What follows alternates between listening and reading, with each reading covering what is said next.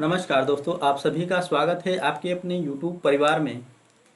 दोस्तों, हम लोग क्लास 7 की NCERT में कवर कर रहे थे इतिहास को। दोस्तों, इतिहास हम पढ़ चुके हैं और आज से हम पढ़ेंगे ज्योग्राफी को क्लास 7 की। दोस्तों, आज हमारा चैप्टर नंबर फर्स्ट है, जिसमें हम पढ़ेंगे पर्यावरण के बारे में।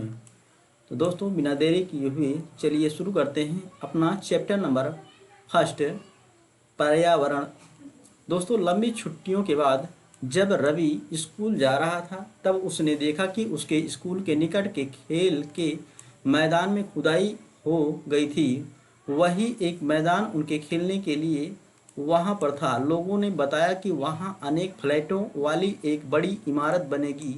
जब रवि को समझ में आया कि मुलायम घास, गेंदे के फूल एवं तितलियों वाला विशाल मैदान अब हमेशा के लिए नष्ट हो चुका है, तो उसकी आंखों से आंसू छलकने लगे। उसने यह बात अपने सहपाठियों को बताई। सुबह की सभा में प्रधानाचार्य ने भी बहुत उदासी से कहा, देखो कैसे हमारा पर्यावरण बदल रहा है। कक्षा में पहुंचकर रवि ने अपने शिक्षक से पूछा, पर्यावरण क्या है? जो कुछ भी आप अपने आसपास देखते हो। शिक्षक ने बताया, पर्यावरण उसको कहा जाता है जो कुछ भी आप अपने आसपास देखते हैं, उसको ही पर्यावरण कहा जाता है। रवि कहने लगा, इसका अर्थ है स्कूल भवन, मेज, कक्षा में रखी कुर्सियां, यहाँ तक कि खुला मैदान, सड़क, कूड़ा करकट। मेरे दोस्त, ये सभी हमारे पर्यावरण के अंग हैं। हाँ, शिक्षक ने कहा, लेकिन जरा रुको, कुछ वस्तुओं का निर्माण प्रकृति ने किया है, जैसे कि पर्वत, नदियाँ, पेड़ और प्राणी। यह सभी प्रकृति ने इनका निर्माण किया है, जबकि अन्य का निर्माण मानव ने किया है, जैसे कि सड़क, कार, कपड़े, किताब आदि का निर्माण मानव के द्वारा किया गया है। अब दो दो छात्र मिलकर कार्य कीजिए। अपने निकट बैठे सहपाठी के साथ मिलकर प्रकृति एवं मानव द्वारा निर्मित वस्तुओं की एक सूची बनाइए।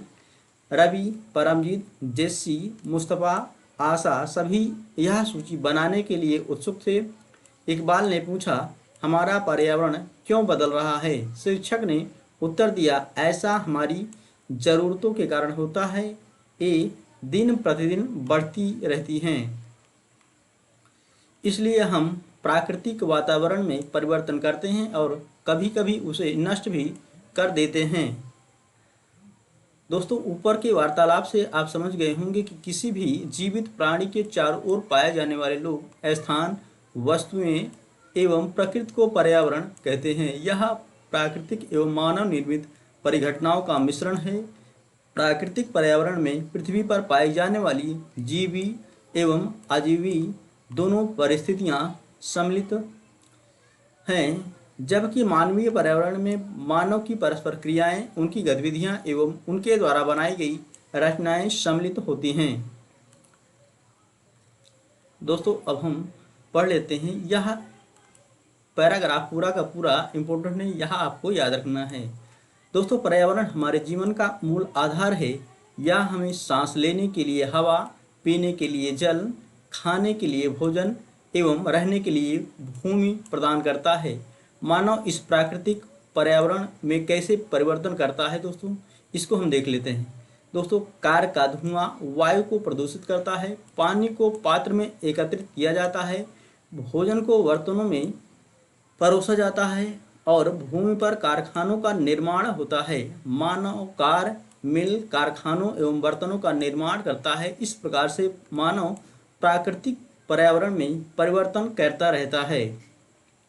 दोस्तों, अब हम इस डायग्राम के माध्यम से पढ़ेंगे पर्यावरण के घटक के बारे में। दोस्तों, पर्यावरण के प्रमुख घटक हैं प्राकृतिक, मानव और मानव निर्मित। यह तीन पर्यावरण के घटक माने जाते हैं। प्राकृतिक पर्यावरण के अंतर्गत दोस्तों स्थलमंडल, वायुमंडल, जलमंडल और जैवमंडल सम्मिलित किए जाते हैं, जबकि मानव निर्मित पर्यावरण के अंतर्गत इमारतें, पार्क, पुल, सड़क, स्मारक, उद्योग आदि शामिल होते हैं। और मानव में दोस्तों एक व्यक्ति का परिवार, समुदाय, धर्म, शैक्षिक और आर्थिक राजनीतिक स्थिति शामिल किए जाते हैं। ये प्रमुख पर्यावरण के घटक कहलाते हैं।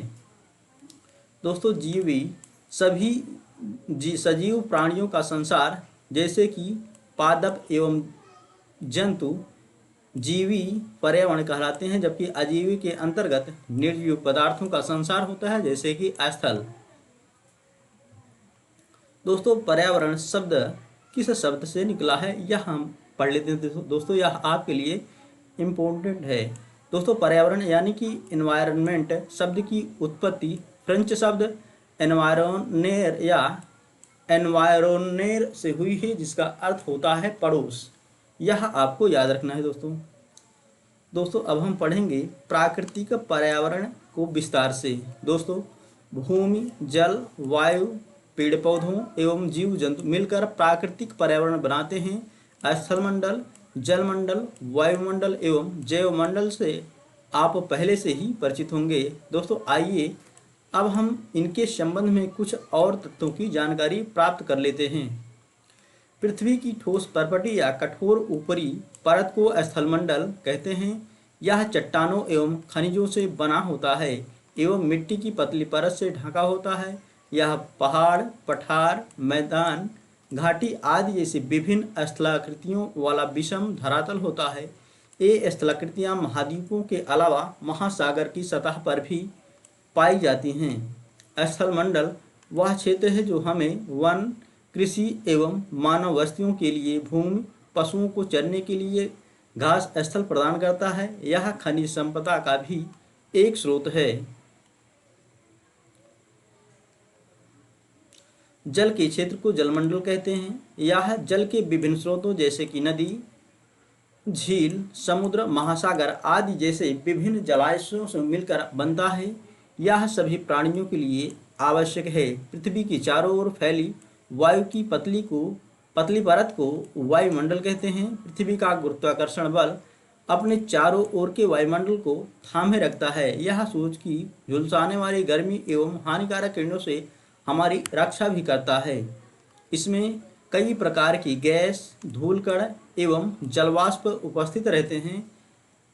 वायुमंडल में परिवर्तन होने से मौसम एवं जलवायु में परिवर्तन होता है। पादप एवं जीव जंतु मिलकर जैवमंडल या सजीव संसार का निर्माण करते हैं। यह पृथ्वी का वह संकीर्ण क्षेत्र है जहाँ स्थल, जल एवं वायु मिलकर जीवन को संभव बनाते हैं।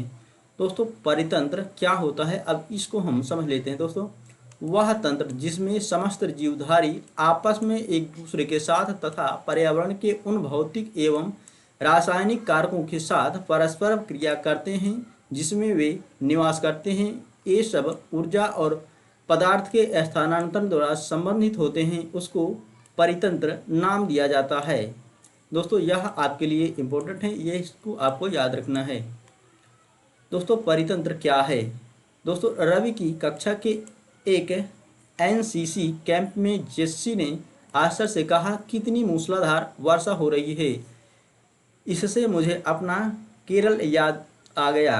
तुम सबको आकर देखना चाहिए कि कैसे हरे भरे खेतों एवं नारियल के बागानों में लगातार बारिश होती रहती है। तभी जैसलमेर के रहने वाले हीरा ने आश्चर्य से कहा, हमारे यहाँ वर्षा होती ही नहीं है, हमें तो दूर दूर तक केवल कीकर एवं रेत ही नजर आती है, लेकिन वहाँ ऊँट भी तो मिलते हैं। रवि ने ऐसा कहा।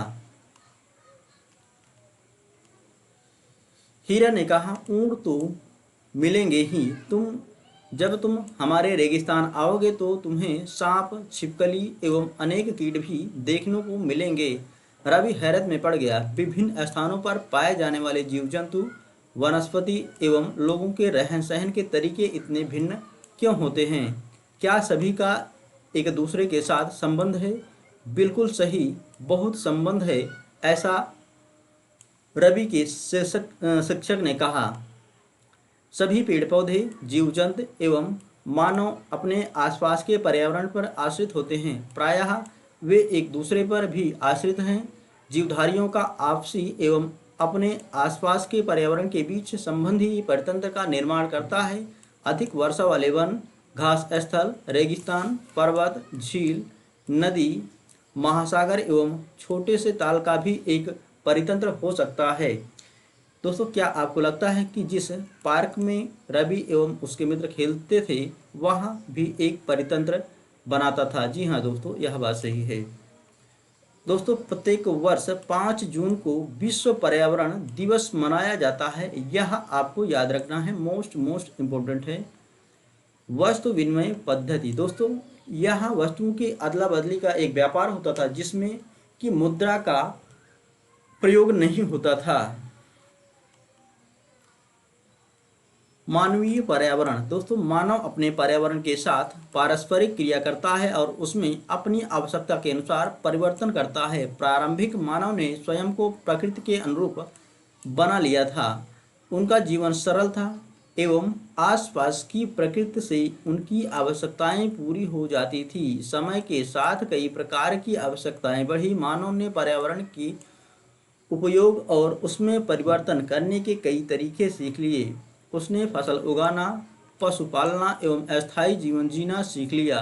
पहिए का आविष्कार हुआ और आवश्यकता से अधिक अन्न उपजाया गया। वस्तु विनिमय पद्धति का विकास हुआ, व्यापार आरंभ हुआ एवं वाणिज्य का विकास हुआ। औद्योगिक क्रांति से बड़े पैमाने पर उत्पादन प्रारंभ हो गया। परिवहन तेज गति से प्रारंभ हुआ। सूचना क्रांति से पूरे विश्व में संचार सहज और द्रुत हो गया।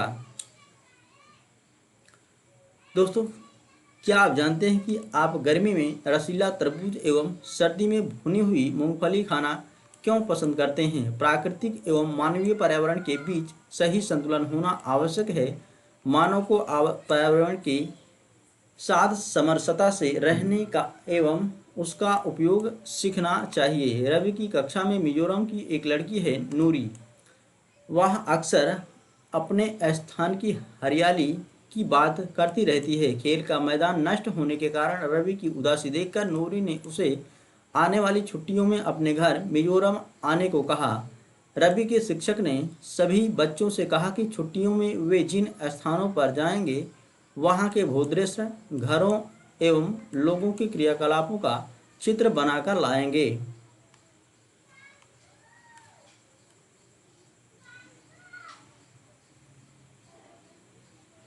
दोस्तों, आज के लिए इतना ही। मिलते हैं नेक्स्ट वीडियो में। Thank you so much.